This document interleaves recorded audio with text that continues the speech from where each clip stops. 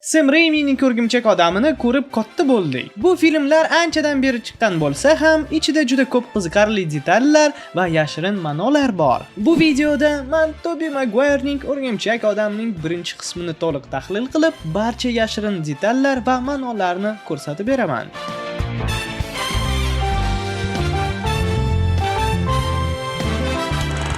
Voqealar Peterning avtobusga yetib olishga harakat qilishi bilan boshlanadi. Keyin esa butun sinf ekskursiyaga yetib keladi. O'sha yerda uni aynan o'sha radioaktiv o'rgimchak chaqadi. Va men bu joyni qayta ko'rib chiqayotganimda bir qiziq tafsilotni topdim. Ekskursiya Kolumbiya universitetida o'tayotdi. Keyinchalik Peter aynan shu universitetga o'qishga kiradi.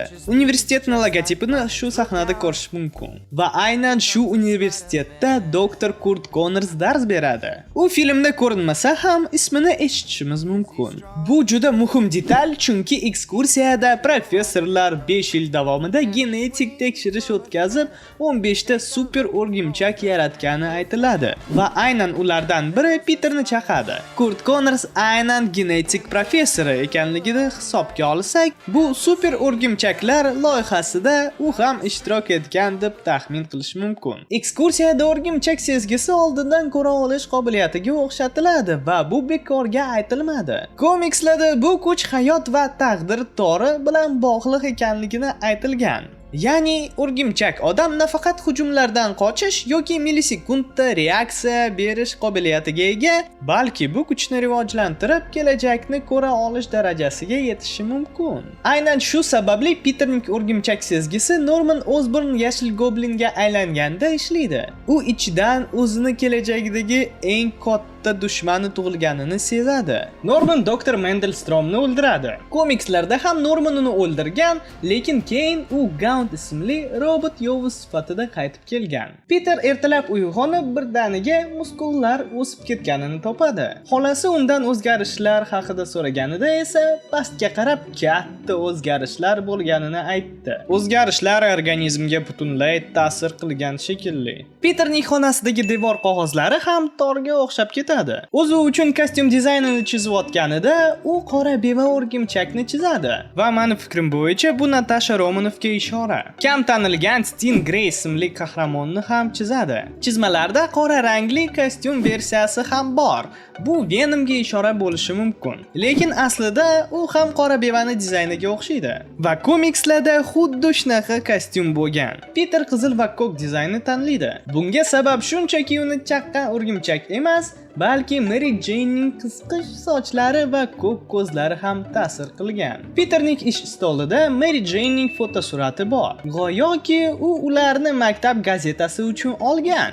Agar bu situatsiyani kontekstdan ajratib olsak, g'alati ko'rinar ekan. Peter fotosuratlarini saqlagan, derazadan unga tomosha qiladi, soch va ko'z rangidan ilhomlanib kostyumini yaratadi. Yo'q-ey, Peter sal stalker bo'lib qolibdi-ku. Yashirin bosqin yoki inglizcha gapirsak Secret Invasion komiksi film chiqqandan 6 yil o'tib chiqarilgan bo'lsa ham, Peterning xonasida Invasion yozuvli poster bor va bu yozuv aynan komiksning shriftiga o'xshab ketar ekan. Men shu filmni tahlil qilish uchun albatta ITV orqali ko'rdim. Bu yerda siz ko'plab filmlarni ajoyib sifatda mazza qilib ko'rishingiz mumkin. ITVda xohlagan film, serial va animatsion filmlarni ko'rishingiz mumkin. Telefon, planshet yoki Smart TV orqali tomosha qilish uchun qulay. Eng asosiysi, ITVda ko'plab filmlarni ajoyib o'zbekcha dublyajda topish mumkin. Havola orqali o'ting yoki QR kodni skaner qilib ilovani yuklab oling. Agar siz yangi foydalanuvchi bo'lsangiz, bor yo'g'i 290 so'mga sinov obunasini oling va eng zo'r kinolar olamiga qo'shiling. Peter Mary Jane'ni tutib olgan sahna. Tobey Maguire bu tryukni o'zi bajargan. Bu ssenada kley ishlatilgan, olma podnosga yopishtirilgan, sutga esa magnitlar qo'yilgan edi. Peterning uyida bowling sovrinlari bor. Ular ehtimol Ben amakaga tegishli. Dastlabki ssenariyda Ben amaka Peterni kichkinaligidan jang qilishga o'rgatganini ko'rsatilishi kerak edi. Peter kuchlarini test qilayotganida Shazam so'zini aytadi.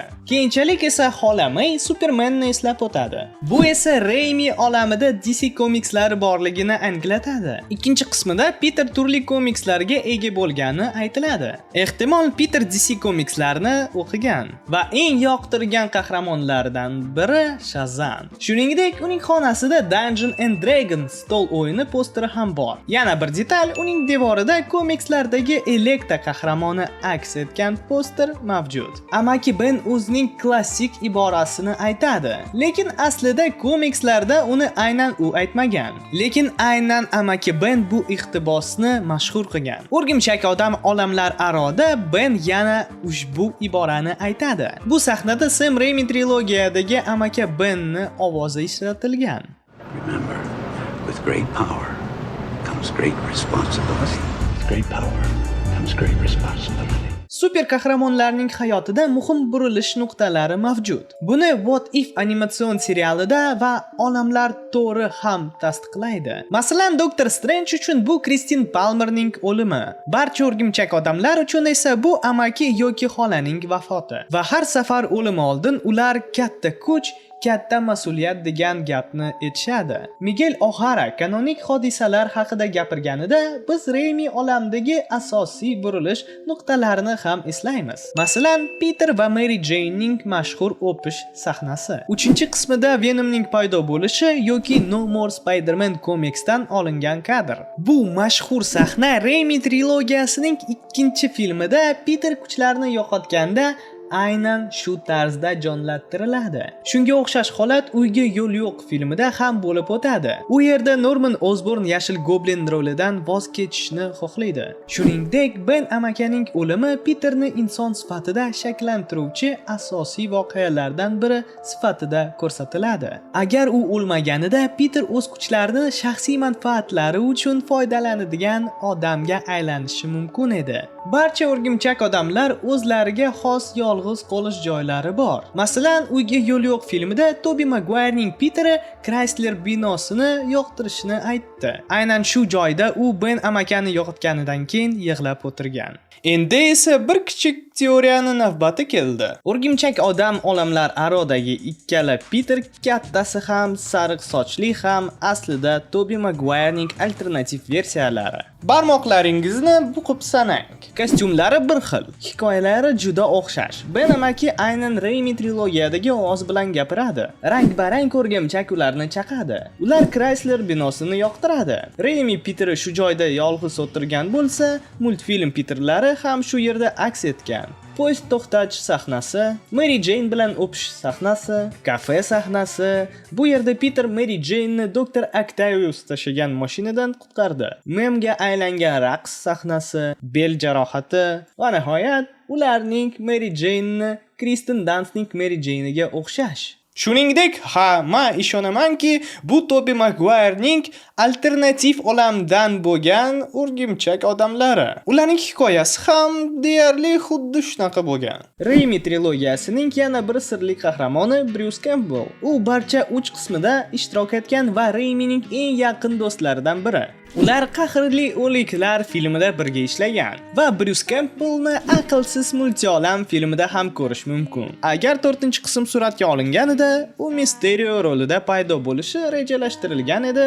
Bu haqda konsept artlar bor. Amaki Benning sevimli avtomobili bu Oldsmobile. Bu mashina deyarli Raimining barcha filmlarida paydo bo'lgan, hatto Aqlsiz multiolam filmida ham. Bundan tashqari, shu avtomobilning boshqa versiyasida Stanley qasoskorlar filmida paydo bo'lgan edi va albatta Stanley bu filmda ham cameoga ega. Bu uning Marvel filmlaridagi ikkinchi cameosi. Shu avtomobilning raqami 1927. Bu esa o'rgimchak odamni ikkinchi muallif Steve Ditkoning tug'ilgan yili. Bu erkak Matt Murdockning, ya'ni Daredevilning otasi. Bu Jack Murdock va yillar o'tib bu rasmiy ravishda tasdiqlandi. O'rgimchak odam haqida gapirayotganlar orasida Lucy Lawless ham bor. Uni siz Zena jangchi malikasi serialidan bilishingiz mumkin. Sam Raimi ushbu serialning ijrochi prodyuseri bo'lgan. Unga ishora Aqlsiz multiolam filmdagi haykal shaklida keltirilgan. Har bir kalboshli nogironlar aravasida o'tirgan odam Professor X komiks emas albatta. Lekin bu odam menga uni eslatadi va ehtimol bu qasddan qilingan ishoradir. Ayniqsa bu filmda aslida Hugh Jackmanning Rosamahasi cameo qilishni bilganimizni hisobga olsak. Lekin bu reja amalga oshmadi, chunki kostyumchilar Loganning kostyumini yo'qotib qo'yishdi. Ushbu film gazetalarida juda ko'p qiziqarli ma'lumotlar bor. Masalan, biz Norman faqat bir marta turmush qurganini bilib olamiz. U rassom Caroline Mulder bilan oila qurgan. Uning portretini ehtimol Osbornlar uyida ko'rishimiz mumkin. E'tibor bering, uning ko'ylagi qora rangda.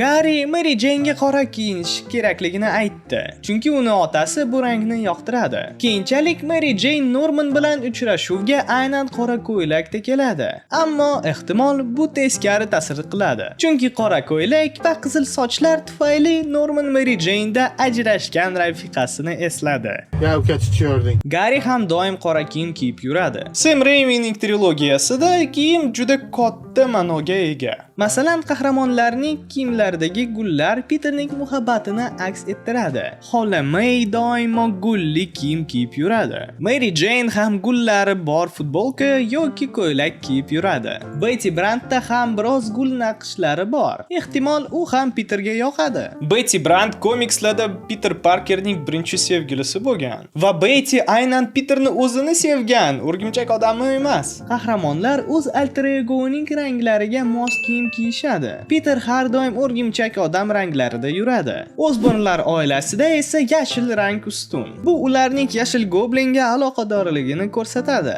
Gazetaga qaytamiz. Unda Oscorp super askar yaratish loyihasi ustida ishlayotganini o'qishimiz mumkin. Bu esa bu olamda Kapitan Amerika bor bo'lish mumkinligiga ishora qiladi. Uning tajribasi muvaffaqiyatli chiqqandan so'ng AQSh hukumatı va Oscorp yangi super askarlar yaratishga urinib, natijada yashil goblinni hosil qilishgan. Gazeta orqali bilamizki, Norman Oscorpni 1966-yilda asos qilgan. Ya'ni kompaniya film voqealari vaqtida 36 yoshda. Filmning treylerlaridan birida egizak minorlar aks etgan sahna bor edi. Ammo 11-sentyabr voqealari sababli bu sahna olib tashlandi. Lekin filmning o'zida minorlarni hali ham ko'rish mumkin. Ular Peterning linzalari aksida va shuningdek Daily Bugle ofisidagi televizorda paydo bo'ladi. Birinchi qismdagi dialogda 3-filmda paydo bo'ladigan Eddie Brock haqida eslatib o'tiladi. Bu sahna biz Nicholas Hammondning cameosini ko'ramiz. U 70-yillarda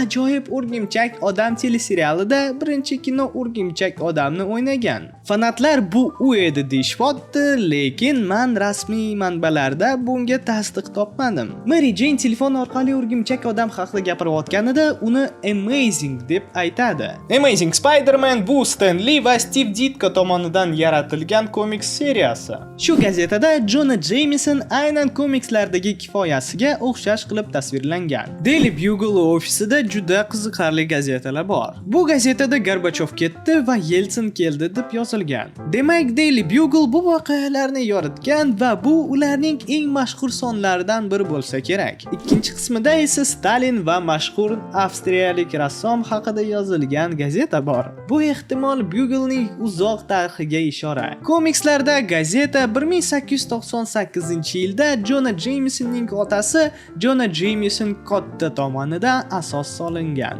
Jonah Jamesonning otasi hattoki komikslarda xola Mayga uylangan. Shuning uchun bir vaqtda Peter va J. Jonah Jameson aka-uka bo'lishgan. Mary Jane Peterni yo'lbars deb chaqiradi. Bu komikslardan olingan laqab va ularning birinchi uchrashuvida Mary Jane aynan uni yo'lbars deb chaqirgan. Osbornning uyida mana shu maskaga e'tibor bering. Fanatlar shu maskani temir odamning dushmani Fin Fan Fumga ishora deb hisoblashadi. Norman qachon o'zini boshqarayotganini, qachon esa Goblin ustun kelayotganini ajratib olsa bo'ladi. Normanning tishlari ideal. William Dafoe unga qoplama tish taqib olgan. Goblinning tishlari esa qiyshuv bo'ladi va bu aktyor o'zini tishlari. Uyga yo'l yo'q filmida ham shu detal bor. Final jangdan oldin Goblin Peterga o'rgimchak odam o'ynagani chiqadimi deb aytadi. Xuddi shu gapni Goblin Uyga yo'l yo'q filmida ham aytadi. Shu sahnada bir kinolab bor. Biz Goblinni ko'ryapmiz, lekin orqada yana bir Goblin ko'rinyapti. Final jangi The Amazing Spider-Man nomer 121 ga o'xshirkan.